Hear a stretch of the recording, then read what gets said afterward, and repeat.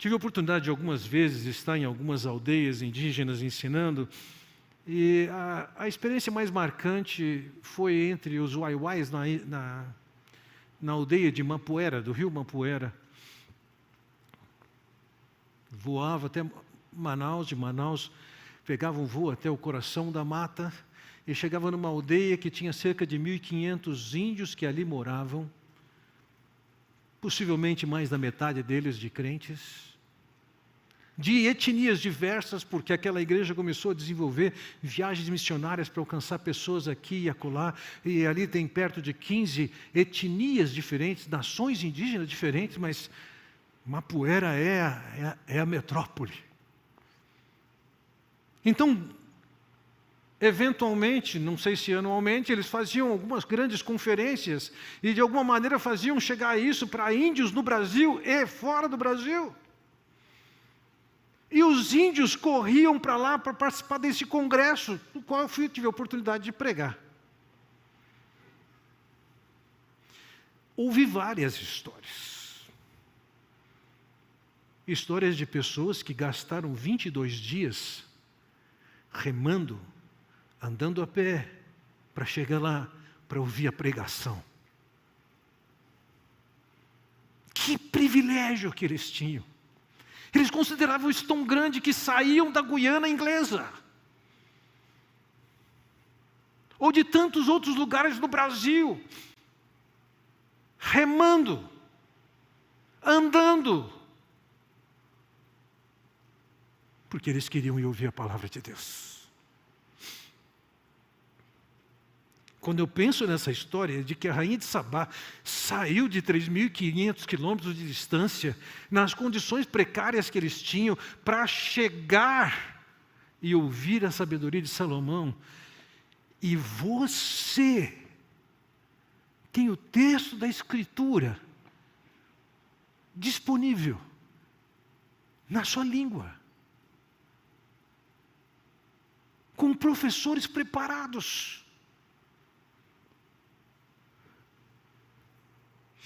Eu chego a pensar que no juízo de Deus,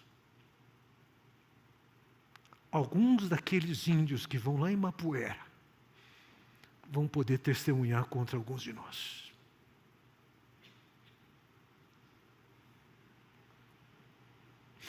Não foi só esse exemplo. Versículo 32. Os homens de Nínive se levantarão no juízo com essa geração e a condenarão, pois eles se arrependeram com a pregação de Jonas, o sinal. E agora está aqui o que é maior do que Jonas. Enquanto havia o público rainha de Sabá, agora eles citam outro público, os ninivitas que ouviram a pregação de Jonas. Os ninivitas, eles eram o povo que ocupava Nínive, a capital do Império Assírio, um dos mais cruéis de toda a história. Conquistar um povo significava matar muitos deles, cortar em pedaços e fazer montes de dedos, de mãos, de orelhas, de nariz.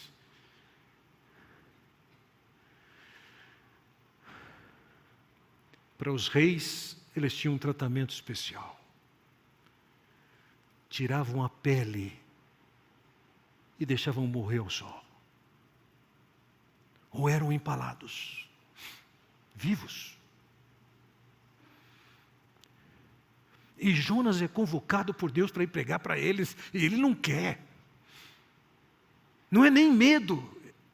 Eu entendo que ele não quer ir porque existe a possibilidade, ele verbaliza isso, de chegar lá e pregar, aquele povo se arrepender e ser perdoado, e ele não quer isso.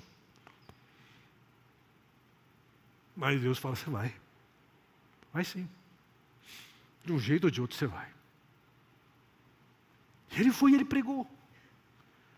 É aquele povo cruel, que ouviu a mensagem de um homem estranho, que estava pregando a verdade de Deus sem muita disposição. Pela maneira como Jonas se descreve no capítulo 4, versículo 2 do seu livro, Você sabe que a pior coisa que poderia acontecer para Jonas era o arrependimento daquele povo. Mas aquele povo ouviu a mensagem, a pregação de Jonas. Por mais simples que possa ser, por mais ameaçadora que pode ser. E aquele povo se arrependeu. E porque ouviram o sinal, a pregação de Jonas, ele diz aqui: os homens de Nínive se levantarão no juízo com esta geração. Tem um paralelo. Tem o Jonas pregador, assim como Salomão era, e eu, o Deus em forma humana, chegando a vocês. Tem o público rainha de Sabá, tem os ninivitas, e tem vocês. Vocês são uma geração perversa, corrupta. O Senhor chegou a vocês, mostrou o poder a vocês, revela a sua verdade. Aquele povo que estava ouvindo a Jesus, eles tinham visto Jesus fazer milagres e milagres. Eles tinham visto Jesus na sua manifestação amorosa, interessado para aquele povo. Eles tinham visto Jesus ensinar e ensinar as verdades de Deus. Aqueles que tinham o privilégio que tinham, não davam importância. Eram indiferentes.